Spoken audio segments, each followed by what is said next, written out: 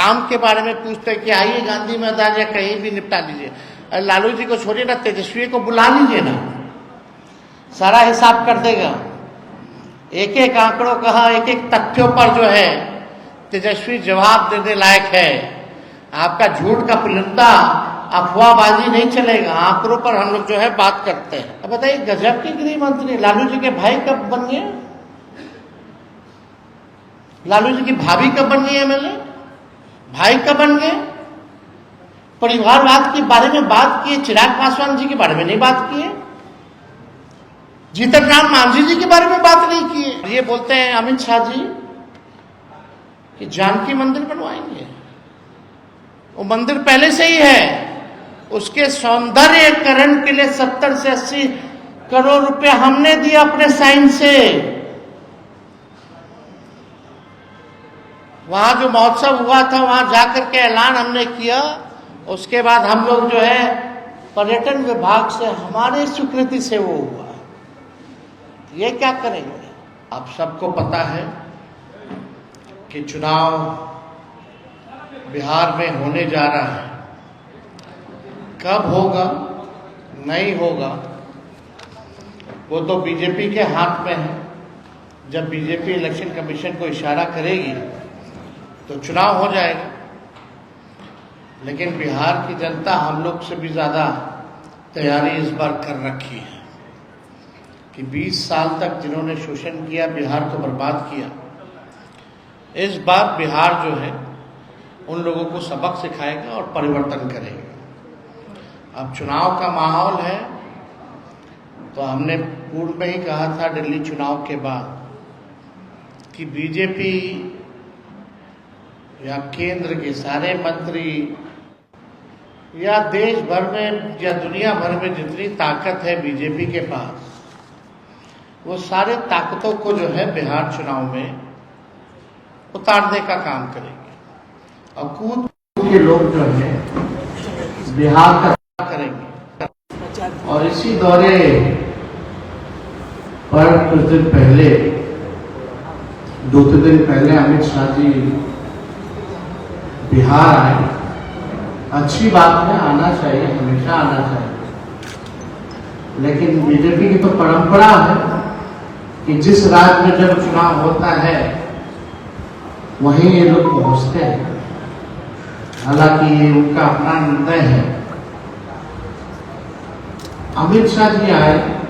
अमित शाह जी भारत के गृह मंत्री हैं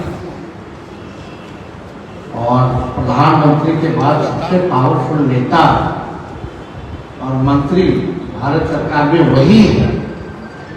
लेकिन दुख होता है कि गृह मंत्री के पास एक तो आंकड़े सही नहीं होते हैं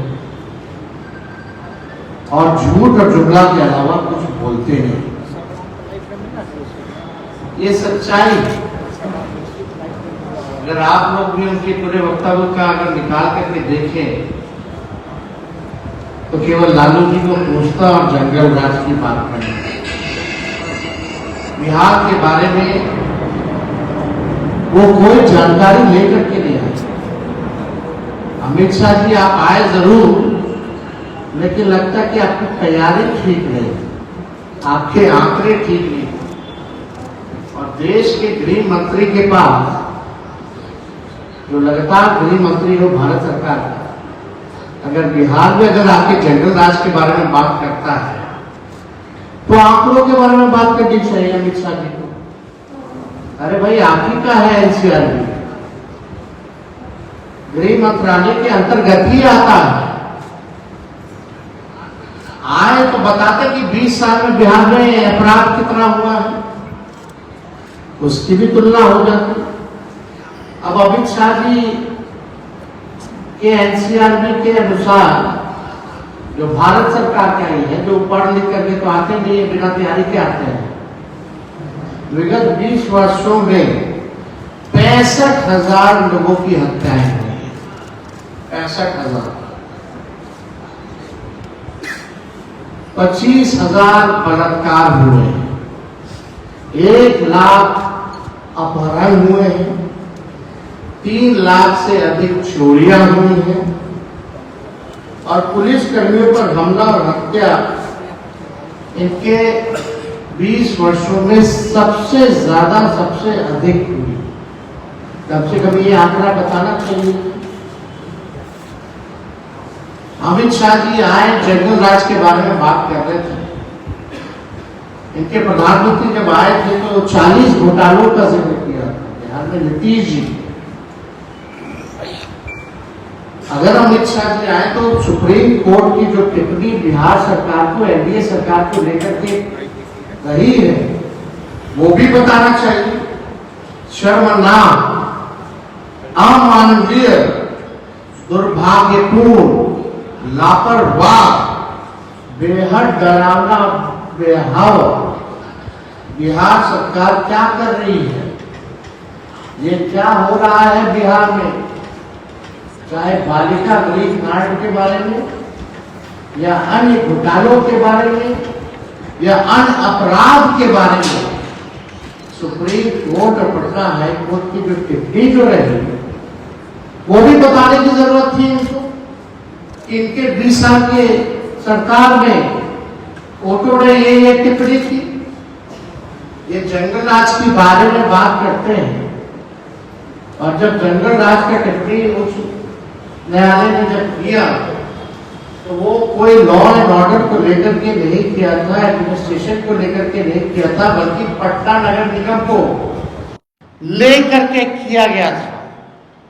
और उस समय जब लालू जी, राबड़ी जी मुख्यमंत्री थे, नगर निगम जो था वो बीजेपी के नेतृत्व में था। तो अगर फैक्ट, अगर ये लोग बात करते हैं तो तथ्यों पे जो है इन लोगों को बात करनी चाहिए। वो जंगल राज भी बीजेपी नेतृत्व पे ही टिप्पणी था, ये उनको बताने की जरूरत है। सुप्रीम कोर्ट ने क्या क्या कहा, लेकिन यहाँ आए तो ये भी उन्होंने नहीं बताया कि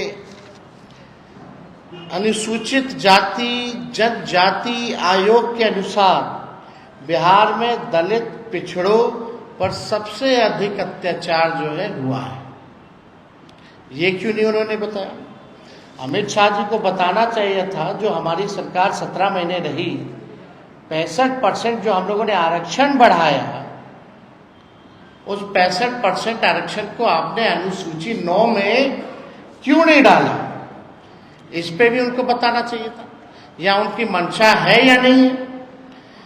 और आप बताइए, जब एनडीए की सरकार थी तो बिहार और झारखंड जब बंटवारा हुआ था तो उस समय डील तय हुआ था, अटल जी प्रधानमंत्री थे, कि बिहार को 1,79,000 करोड़ का पैकेज जो है दिया जाएगा। अब तक 11 साल उनका, 4 साल उस समय उनका, अब तक इनके राज्य में क्यों नहीं मिला? और जब यूपीए की सरकार बनी तो 1,94,000 करोड़ का विशेष पैकेज लालू जी और यूपीए 1 के समय बिहार को मिला। 1,94,000 करोड़ रुपए उस समय लालू जी बिहार को देने का काम किया। कोसी में बाढ़ आया तो 1,000 करोड़ का पैकेज दिया गया। अभी जो बाढ़ आया, बताओ कितना सर्वेक्षण के लिए भी टीम गया कि नहीं गया? ये बताना चाहिए था। और उस समय ग्रामीण विकास मंत्री रघुवंश जी थे, सब लोगों को पता है। प्रधानमंत्री सड़क योजना के तहत 1,00,000 किलोमीटर से भी अधिक ग्रामीण सड़कों का निर्माण उस समय यूपीए के समय करवाया गया था। ये काम के बारे में पूछते हैं कि आइए गांधी मैदान या कहीं भी निपटा लीजिए। अरे लालू जी को छोड़िए ना, तेजस्वी को बुला लीजिए ना, सारा हिसाब कर देगा। एक एक आंकड़ों कहा, एक एक तथ्यों पर जो है तेजस्वी जवाब देने लायक है। आपका झूठ का पुलिंदा, अफवाहबाजी नहीं चलेगा। आंकड़ों पर हम लोग जो है बात करते हैं। ये भी बताना चाहिए, जब यूपी की सरकार थी तो राज्यांश का 10% लगता था, और अब जो है 50-50 से भी ऊपर हो चुका है परसेंटेज में। जो राज्य और केंद्रांश, जो केंद्र का जो योजना आता है, पहले राज्यांश को यानी स्टेट का शेयर केवल 10% लगता था, अब जो है इट इज मोर देन 50% और 50%। ये क्यों नहीं बताते हैं? ये किसके समय में बढ़ा? ये सारा चीजें जो हैं उनको तो बताने की जरूरत थी। और क्या कह रहे हैं कि बाढ़ नियंत्रण के लिए सरकार जो है अब काम करेगी। 20 साल से क्या कर रहे थे? कहां गायब थे? हमारा कुछ सवाल है जिसका जवाब मुझे पता है कि वो देने लायक नहीं है। हम चाहते हैं कि गृह मंत्री बताएं कि इन 11 साल के मोदी जी के राज में गुजरात को कितना मिला और बिहार को कितना मिला। साफ तौर पे एक साधारण सा सवाल है। इतनी बिहार की चिंता है इनको, तो एक सबसे ज्यादा वोट यहीं से लेके जाते, सबसे ज्यादा एमपी, दर्जन भर मंत्री बिहार के हैं। ये सौतेला व्यवहार क्यों करते? जरा हिसाब बताएं कि गुजरात को 11 साल में और बिहार को 11 साल में इन्होंने कितना दिया, ये हिसाब। 20 वर्षों में पलायन रोकने के लिए इनकी डबल इंजन की सरकार ने क्या किया? कितने विश्वविद्यालय इन्होंने स्थापित किए? केंद्रीय विद्यालय ही बता दें, विश्वविद्यालय छोड़िए, केंद्रीय विद्यालय बता दें कि बिहार को इन्होंने कितना दिया। युवाओं के लिए नौकरी या रोजगार के लिए क्या किया? हम थे तो 5 लाख को सरकारी नौकरी मिला, नियुक्ति पत्र बढ़ा, 3.5 लाख प्रक्रियाधीन रहे।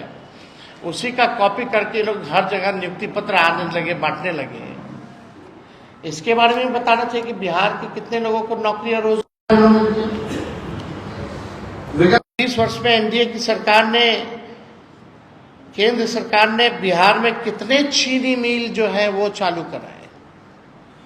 प्रधानमंत्री जी कहाँ कहाँ चीनी चालू मिल शुरू करके वहीं का चीनी का चाय कितना बार पिए, यही बता दीजिए।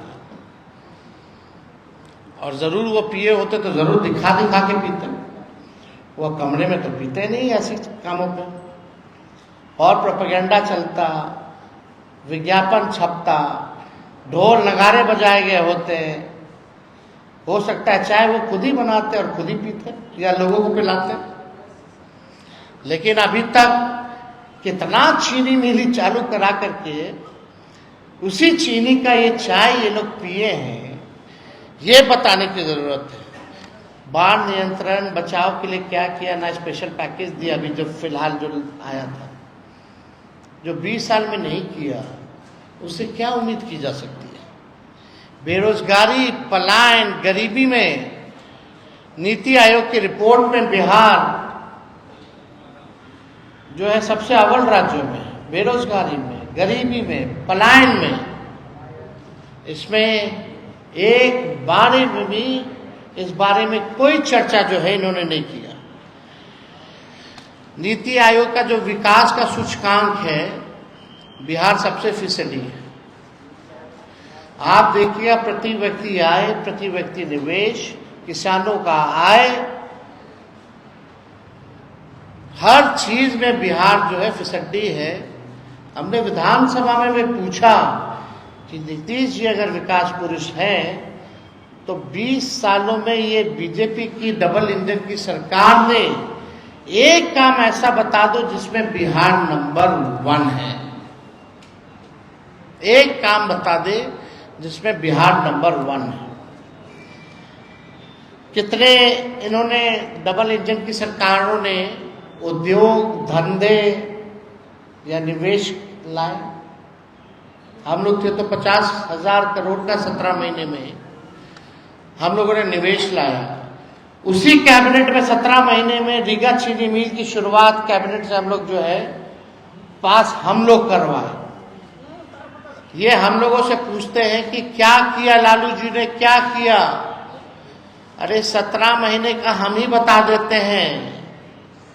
आईटी पॉलिसी हम लोगों ने बनाया, टूरिज्म पॉलिसी हम लोगों ने बनाया, स्पोर्ट्स पॉलिसी हम लोगों ने बनाया, 5 लाख को नौकरी, 3.5 लाख नौकरी प्रक्रियाधीन। आपका नियोजित शिक्षकों को 4.5 लाख सरकारी कर्मी का दर्जा। 20 शहरों में एसटीपी, 4 जगह मेडिकल कॉलेज हम लोगों ने कराने का काम किया। इंजीनियरिंग कॉलेज तो हम अपने विधानसभा विदुपुर भी लेके गए।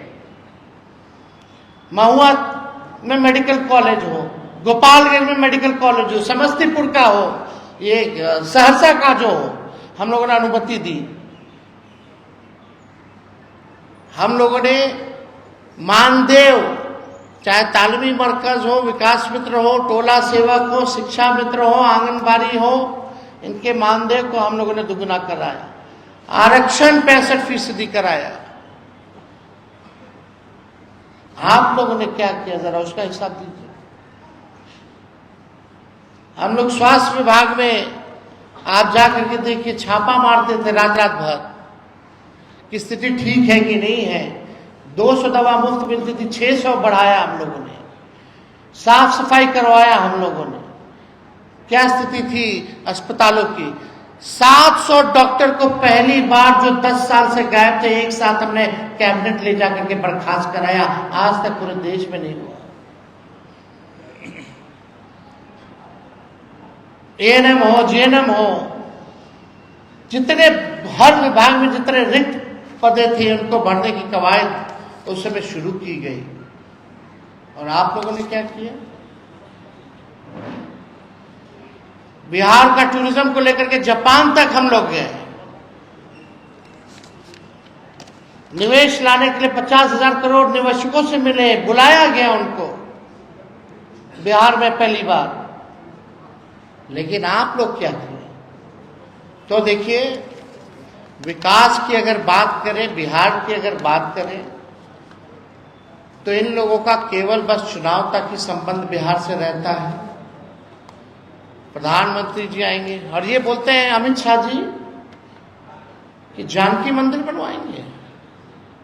वो मंदिर पहले से ही है, उसके सौंदर्यीकरण के लिए 70 से 80 करोड़ रुपए हमने दिए अपने साइन से।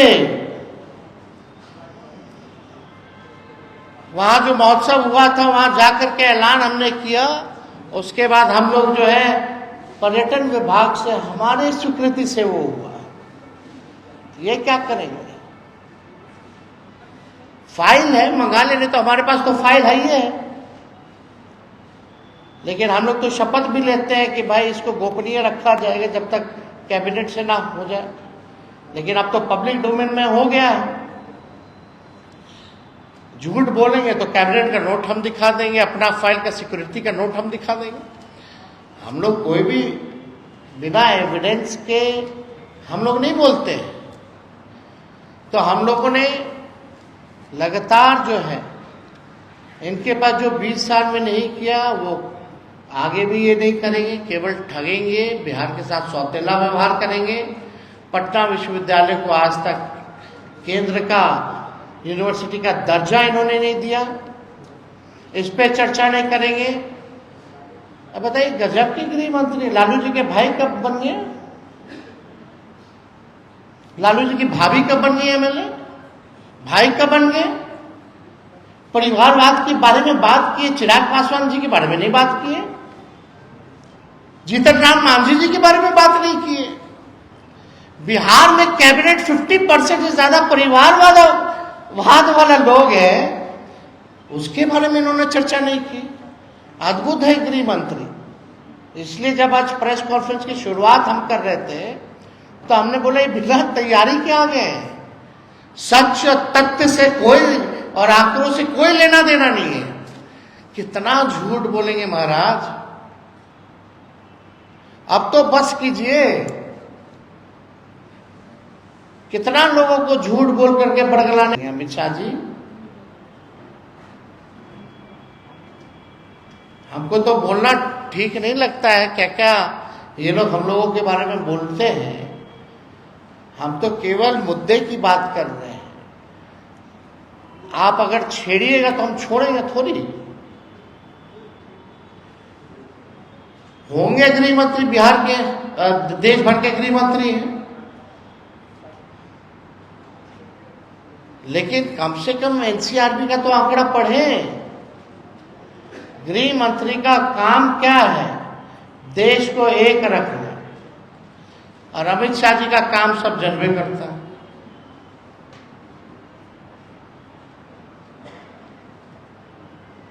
किस मानसिकता के व्यक्ति हैं, किस विचारधारा के हैं।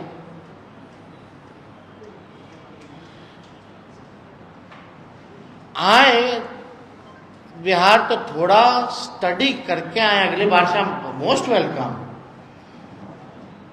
हम तो अमित शाह जी को कहते हैं निमंत्रण तेजस्वी को दीजिए, बहस करेंगे आपके साथ, तेजस्वी करेगा। एकदम जहां बुलाएगा वहां खड़े रहेंगे और आपसे हम बहस करेंगे, लेकिन सच ही बोलिएगा। अपने आदत को छोड़िए झूठ बोलना और बिहार के साथ सौतेला व्यवहार करना।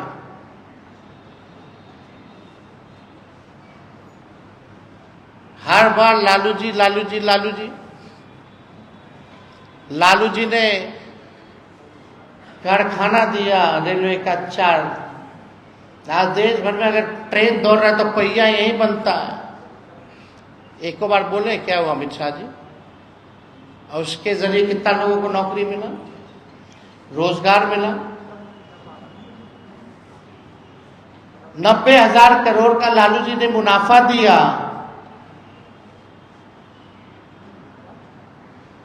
इनके रेल मंत्री हर महीने एक्सीडेंट पटरी से निकल गए ट्रेन।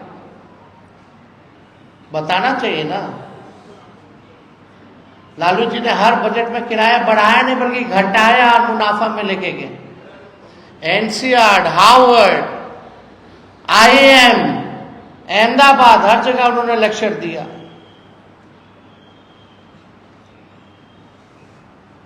और लालू जी विदेश भी गए तो टेलीप्रॉम्प्टर पे नहीं बोले अंग्रेजी,